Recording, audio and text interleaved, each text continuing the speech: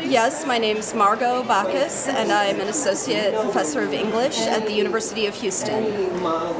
Can you describe a memorable classroom experience you've had? I can.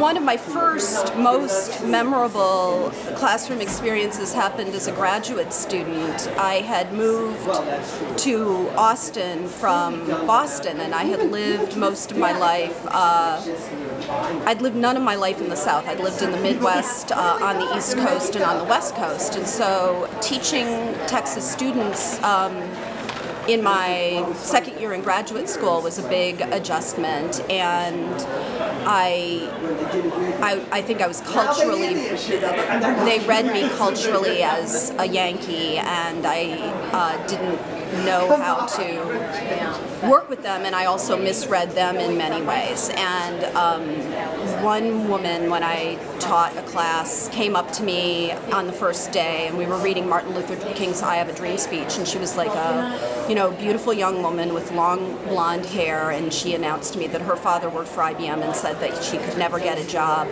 at IBM these days because black people get the only jobs there are, and that she doesn't want to do this kind of stuff at all. And I said, sort of hopeful, upbeat tone, well, we'll be looking also at, women's issues. And she said, I don't like any of that stuff. And so I was really quite worried, and I also judged her negatively. I saw her as benighted.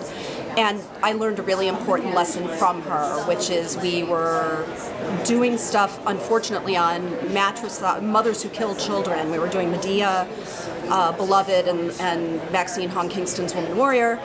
And when we covered those, it was at a time when a woman was going to court in Texas for having stood by while her children were being beaten. And so that totally got mapped onto the other, and questions of maternal care came up very powerfully. And as with everything else, she was very resistant to anything I was trying to say. But one day she just burst out, "My mother is dying of cancer, and she would never leave me on purpose, and she would never let anybody hurt me, and I know that." And it was the most powerful experience, because what I got out of it is that I always thought that people who are unempathetic to other groups, my hypothesis had been that they were badly parented. And I understood in that moment that my whole kind of psychology of conservatism had to be completely altered. And from that moment, when I wasn't reading her that way anymore as kind of psychologically malnourished, we did much better together. And by the end of the semester, we'd had some, she'd done some wonderful work that I was very pleased with. She wrote on Beloved. And I really, really knew her parents, whatever they'd taught her about, race and gender, were spectacular parents to a wonderful kid. And that really changed me as a teacher. Thank you very much.